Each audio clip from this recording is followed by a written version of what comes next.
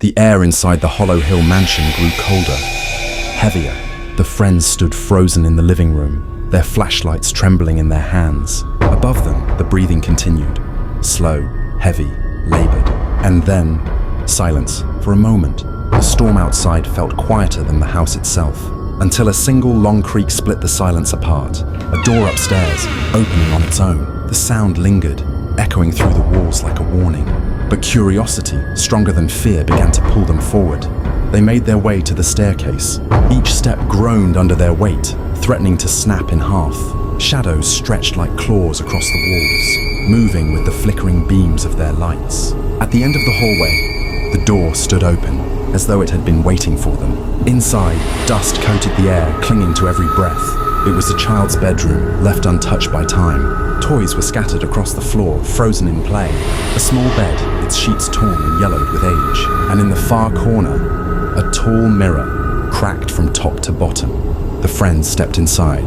The storm seemed distant here, muffled as if the room existed outside of time. They turned their lights toward the mirror, and that was when they saw it. In the reflection, 5 beams of light cut through the dark. 5 faces stared back, but among them stood a 6th figure, tall, pale, still, its head tilted, its face lost in shadow. They spun around.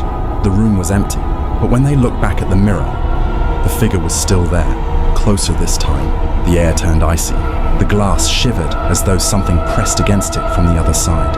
And then, with a sound like bones snapping off, the mirror shattered.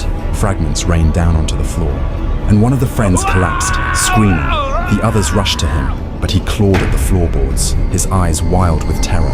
He gasped that something had grabbed him, pulled at him, tried to drag him inside the mirror. His leg burned with red marks, as if invisible hands had wrapped around it. In the chaos, a small book tumbled from beneath the bed, an old leather-bound diary. The pages, yellowed and brittle, told the story of a young girl. She wrote of nights filled with whispers, of shadows moving when no one else was home. She wrote of figures that came closer with every hour, their faces hidden, their hands cold.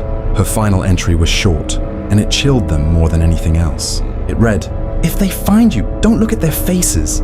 The house groaned, as though responding to the words. And then it began.